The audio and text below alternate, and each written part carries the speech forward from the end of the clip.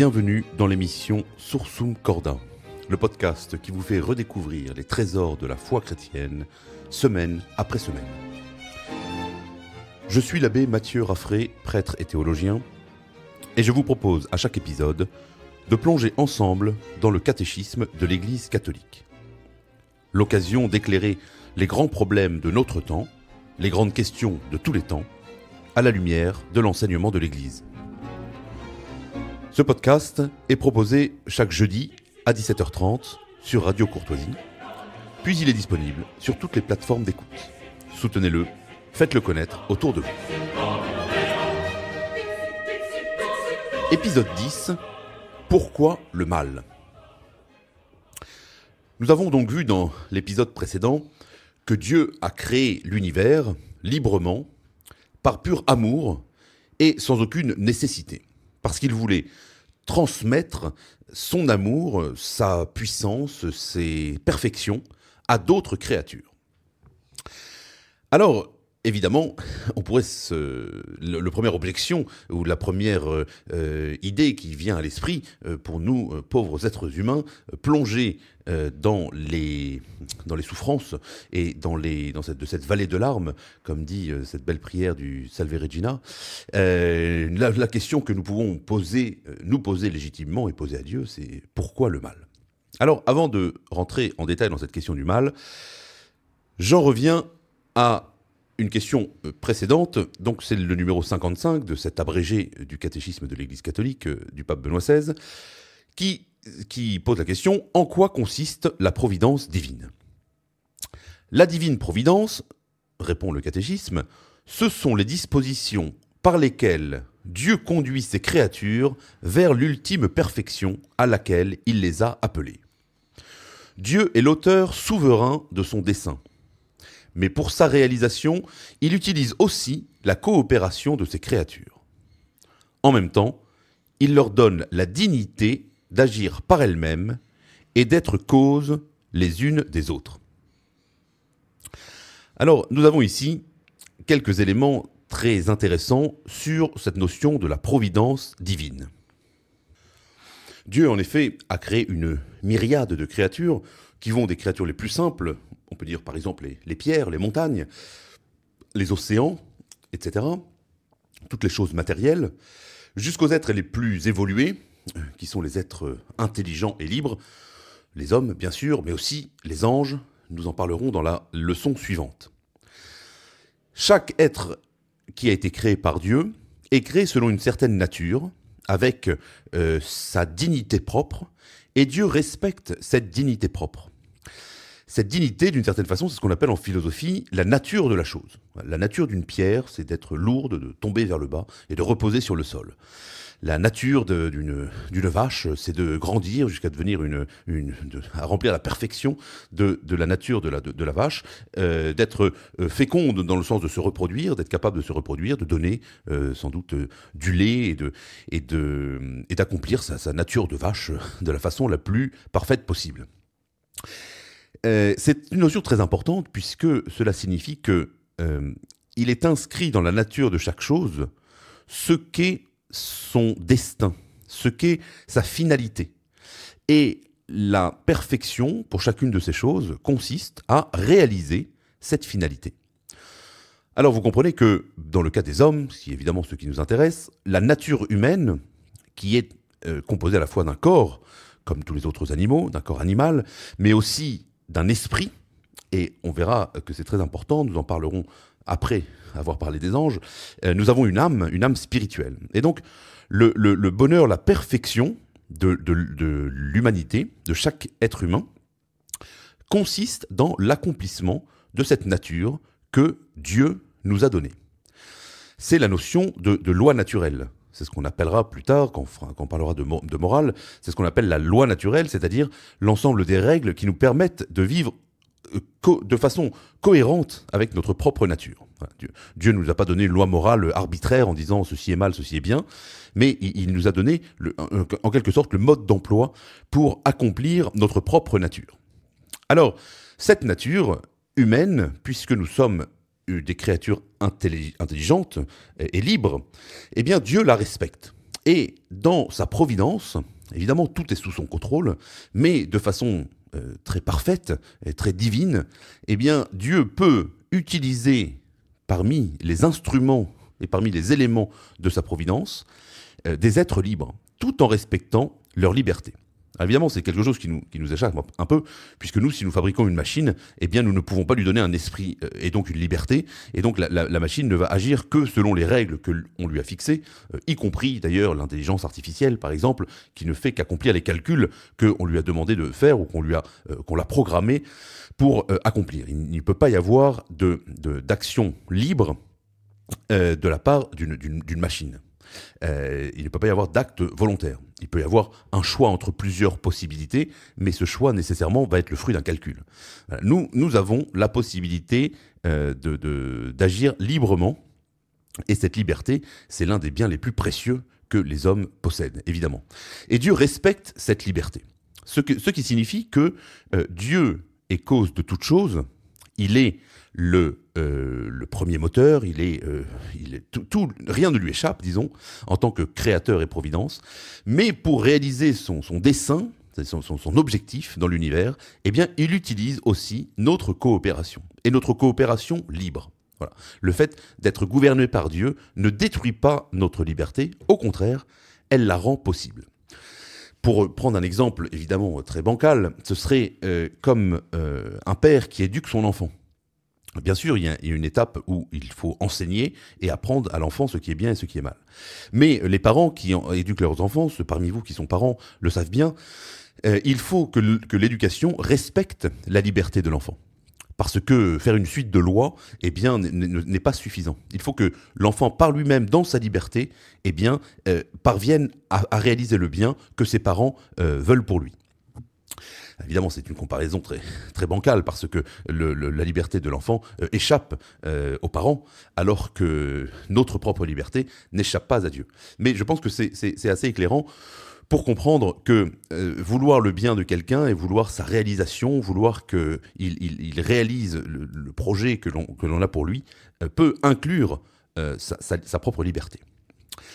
Alors, donc, Dieu nous donne la dignité d'agir par nous-mêmes, et d'être même cause les unes des autres. Ça, c'est l'un des mystères de la providence divine, c'est comment le bon Dieu utilise la liberté des uns et des autres pour réaliser ses objectifs. Je vous prends un exemple tout bête qu'un confrère m'a raconté il y a quelques jours. Il était en voiture, et puis il voit sur le bord de la route deux jeunes de 16-17 ans qui faisaient du stop. Alors ils s'arrêtent pour les prendre, et les deux jeunes leur disent « Ah mais vous êtes prêtre, c'est incroyable, parce que figurez-vous qu'on était en train de parler de Dieu, et que comme il y a un des deux qui disait « Oui, moi je crois en Dieu », l'autre disait « Moi je crois pas en Dieu, il n'existe pas », et comme on ne savait pas s'il existait vraiment, on s'est dit « Si la prochaine voiture s'arrête, ça veut dire que Dieu existe ». Et donc là, le prêtre, c'est lui, donc le prêtre leur dit bah, « Non seulement Dieu existe, mais en plus il vous envoie un prêtre, donc là il faut voir un signe de la providence ». Et tant qu'on est dans les histoires, ça m'est arrivé moi aussi une fois, je faisais moi-même du stop en vacances à une époque où ça m'amusait, et justement pour faire des rencontres providentielles, inopinées. Et je descends de la voiture de quelqu'un qui m'avait déposé quelque part, et je tends le pouce, et la première voiture s'arrête, et le conducteur s'arrête, il me regarde, il me dit « C'est un miracle ». Alors je lui dis non. Il me dit « C'est un miracle, j'étais en train de prier en demandant à Dieu de rencontrer un prêtre ». Et parce qu'il était en route de retour chez lui, et il pensait, il disait, mon Dieu, il faut que je rencontre absolument un prêtre, parce qu'il avait un problème très compliqué de famille, il avait besoin d'un conseil chrétien avant de rentrer chez lui. Et il dit, c'est incroyable, j'étais en train de faire une prière en disant, mon Dieu, débrouillez-vous pour que je puisse rencontrer un prêtre, et là, paf, vous êtes sur le bord de la route. Donc, vous voyez ce que je veux dire par là. Moi, ce qui m'impressionne, c'est que le bon Dieu avait tout organisé à l'avance. Il a fait en sorte que je me trouve à cet endroit précis à ce moment-là, et donc il avait fallu organiser tous les autostops, les personnes qui m'avaient pris en stop précédemment, tout en respectant la liberté de chacun. C'est-à-dire que, bien sûr, ce sont des petits détails de la vie qui ont fait que j'avais pris la voiture précédente et que la personne allait à tel endroit à ce moment-là, donc m'avait déposé à tel endroit, etc. Donc c'était une chaîne très complexe d'événements qui incluait la liberté de chacun des acteurs de ce scénario incroyable, hyper complexe, qui avait pour but de faire en sorte que je sois à ce moment-là, au moment de la prière, au moment où cet homme faisait cette prière, que je me trouve à cet endroit faire du stop. Donc, et la providence divine a une puissance qui respecte la liberté de ces créatures, mais qui évidemment les fait entrer en jeu. Alors, justement, question suivante, comment l'homme collabore-t-il avec la divine providence? Alors encore une fois, réponse, tout en respectant sa liberté, Dieu donne à l'homme et lui demande de collaborer par ses actions, par ses prières, mais aussi par ses souffrances, en suscitant en lui le vouloir et le faire selon la bonté de son dessein. Citation de l'Épître aux Philippiens. Donc, ici le catéchisme répète ce que nous venons de dire, à savoir que Dieu respecte notre liberté, mais il donne à l'homme aussi, et il lui demande de par nos actions, nos prières et aussi nos souffrances, à cette œuvre de la providence. J'introduis ici directement une citation que j'aime beaucoup. Ceux qui me suivent par ailleurs sur d'autres réseaux, etc., savent que je cite souvent cette phrase, alors qu'il n'est pas une phrase de la Sainte Écriture ni même d'un saint. C'est une phrase de l'écrivain Bernanos, Georges Bernanos, que j'aime beaucoup et que je vous recommande largement, qui dit ceci, en parlant de la communion des saints. Il dit « Nous ne vivons, nous ne souffrons et nous ne mourrons pas chacun pour nous, mais les uns pour les autres, et peut-être même les uns à la place des autres. » Alors, voilà, c'est un élément très complexe, évidemment on n'aura pas le temps de rentrer dans tous les détails, mais c'est ce qu'on appelle la communion des saints, à savoir que le bon Dieu sait utiliser les difficultés, les souffrances des uns et des autres pour le bien, soit pour leur bien propre, soit pour le bien de l'univers. Et ça, si vous voulez, il me semble que c'est une notion à laquelle on pense assez rarement, la communion des saints. Pourtant, c'est l'un des articles du Credo. On y reviendra d'ailleurs dans les derniers articles. Mais je crois à la communion des saints. Et l'exemple que prend Bernanos, si je me souviens bien, c'est de dire c'est peut-être une petite fille au Moyen-Âge qui est sortie sous la neige chercher de l'eau au puits en faisant un acte de charité, en se disant je vais aider mes vieux parents. Et peut-être que cet acte que seul Dieu a vu, eh bien, c'est exactement cela qui a fait que le monsieur qui voulait parler à un prêtre a rencontré un prêtre autostoppeur, comme dans l'exemple que je vous mentionnais tout à l'heure. Donc, en fait, toutes nos bonnes actions, toutes nos prières sont toujours rentables et rentabilisées par Dieu. Évidemment, sans doute pas toujours comme nous le souhaiterions. Chacun d'entre nous avons tous fait l'expérience d'avoir demandé à Dieu, quand on était petit, quand on était jeune, de réussir tel ou tel examen ou de faire ceci ou cela. Eh bien, parfois, on n'est pas exaucé. Mais la communion des saints, le dogme de la communion des saints, et cette providence toute puissante de Dieu nous enseigne que aucune prière n'a été perdue et aucune grâce n'est vaine. Et c'est comme ça, l'un des aspects, en tout cas, de notre compréhension du mal dans le monde. Nos souffrances, toute souffrance, eh bien, peut servir pour quelque chose. Il nous restera à justifier pourquoi le mal existe, mais déjà, comme chrétiens, nous savons que toute épreuve, toute difficulté, qu'elle soit spirituelle, qu'elle soit de l'ordre de la tentation, du désespoir, du doute, de la tristesse, de l'injustice, évidemment les épreuves physiques, la maladie, la souffrance, les accidents, la mort de proches, etc. Rien n'est vain. Et ça, c'est d'une consolation, c'est une consolation incroyable. Souvent, j'ai eu des discussions sur les réseaux sociaux, j'ai parlé un peu de cette question, pourquoi est-ce que ma grand-mère meurt du cancer, etc. Et donc je disais ça, Dieu voit toutes les souffrances, il fait tourner toujours le moindre mal, si Dieu le permet, c'est pour un plus grand bien.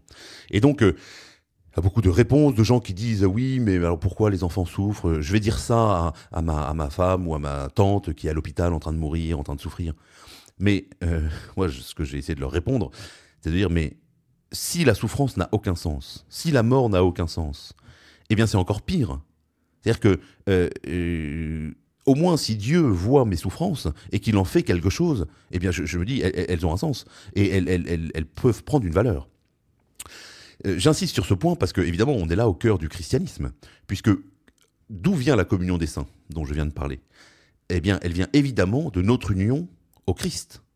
Elle vient du fait que le Christ a pris sur lui notre souffrance, nos souffrances, notre mort. Il les a pris sur lui et il les a valorisés. Il les a, par sa résurrection, il leur a donné tout un sens théologique, puisque ça vient de Dieu, selon une logique divine. Il a fait tourner le mal en un bien. Le cœur du christianisme, finalement, c'est ça.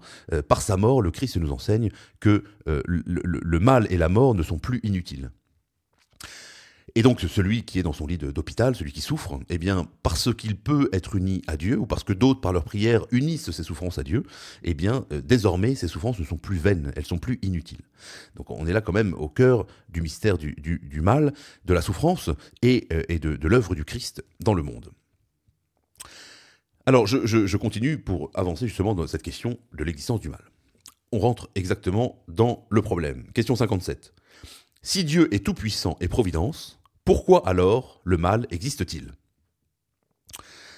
La réponse ici est, comme vous l'imaginez, assez complexe et fait cette première affirmation tout à fait importante. Seul l'ensemble de la foi chrétienne peut donner réponse à cette question à la fois douloureuse et mystérieuse. Alors ça, c'est pour dire tout simplement que parfois le mal n'a aucune cause et en tout cas, elle nous échappe. Je disais tout à l'heure qu'en vertu de la communion des saints, toute souffrance ou tout malheur peut être valorisé et peut avoir un sens et être tourné en un bien par Dieu, mais dans la plupart des cas, on ne voit pas le bien qui s'en sort. On ne voit pas le bien qui sort du mal que nous constatons. Donc c'est ça, l'épreuve de l'homme, et qui nécessite du coup la foi et la confiance en Dieu. Mais on ne voit pas, en règle générale, on ne voit pas le bien qui s'ensuit. Alors évidemment, il y a certains cas, sans doute ça vous est arrivé comme à moi, je parlais tout à l'heure des prières qu'on a pu faire pour réussir un examen, etc.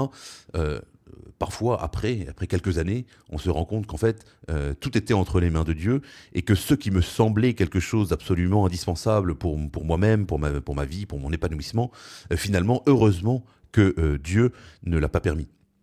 Moi, dans ma vie personnelle, j'ai raté un certain nombre de concours sur la dernière marche, des choses que je voulais faire.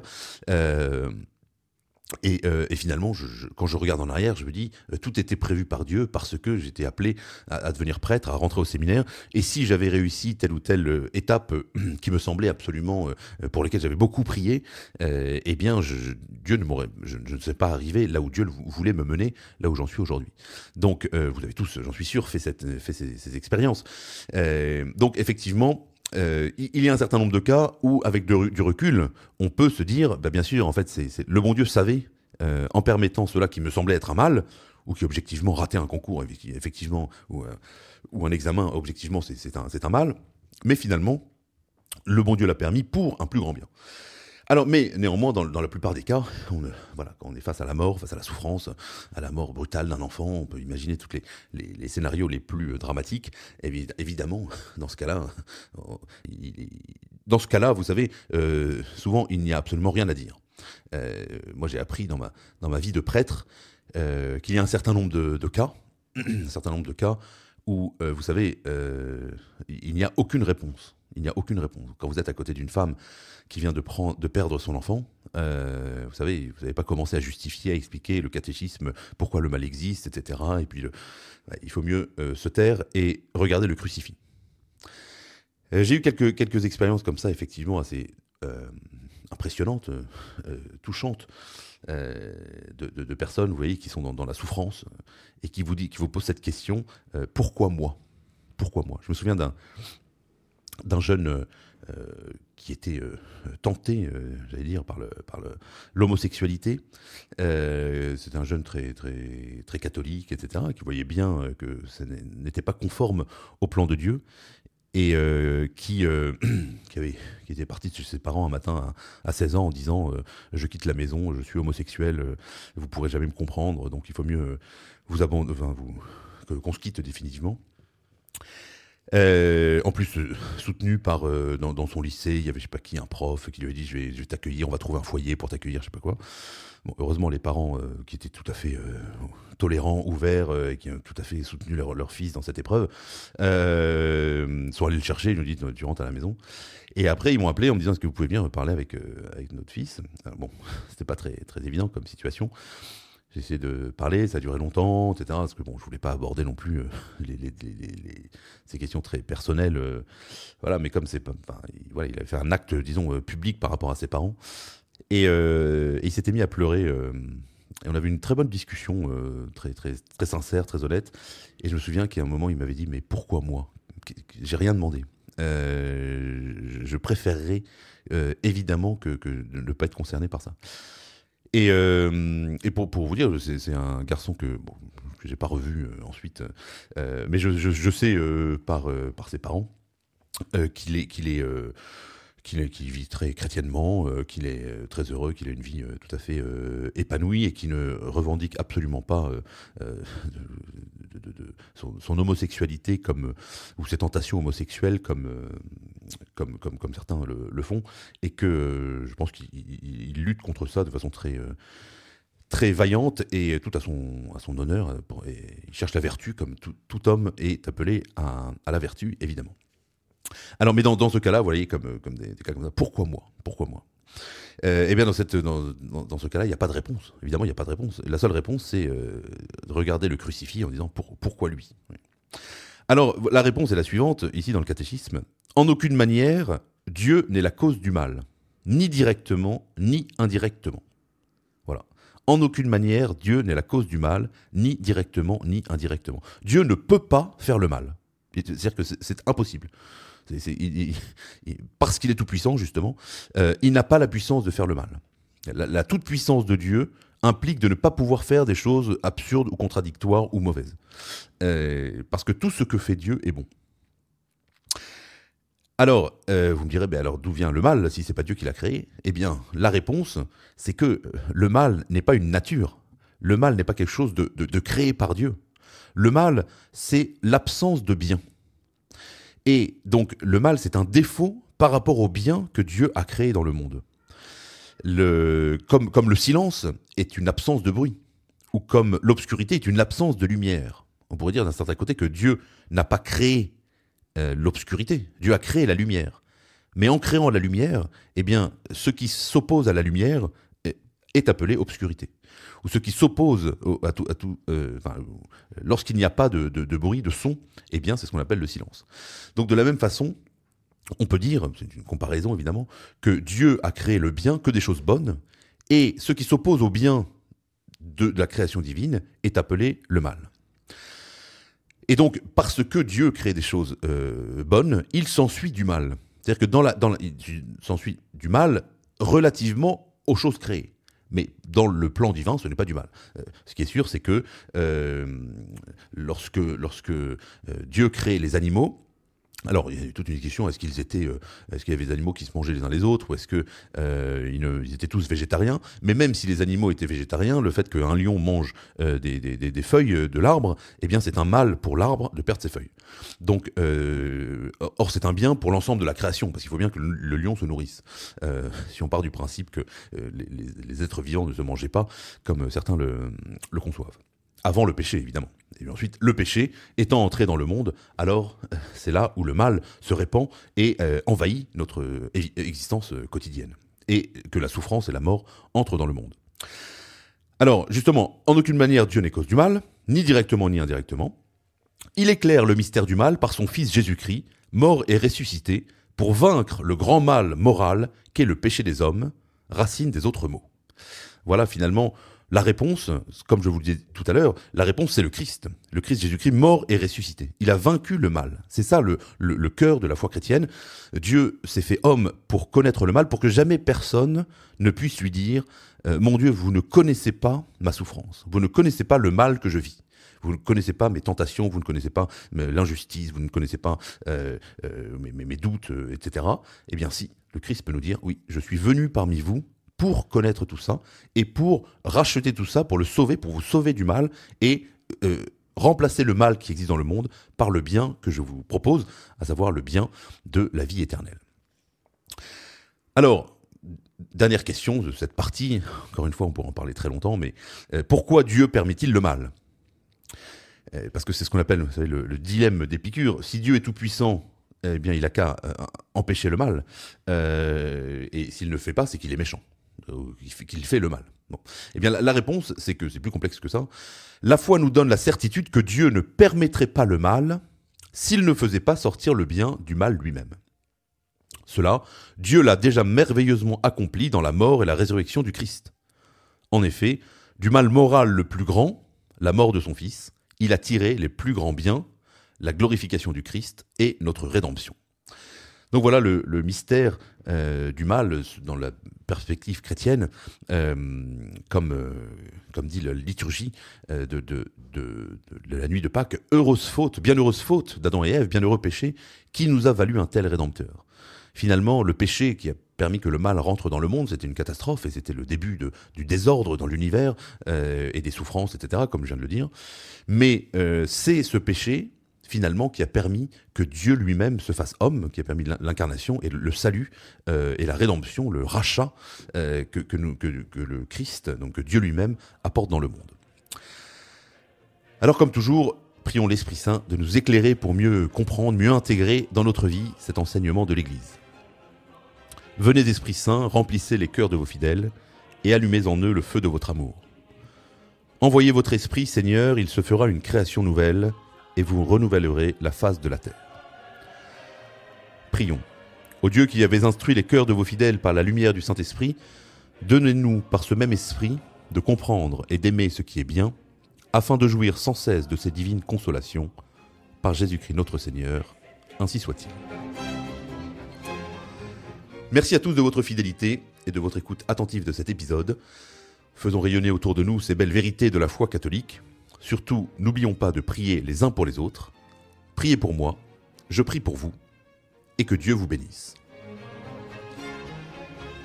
C'était l'abbé Mathieu Raffray. Je vous donne rendez-vous la semaine prochaine pour un nouvel épisode de Sursum Corda.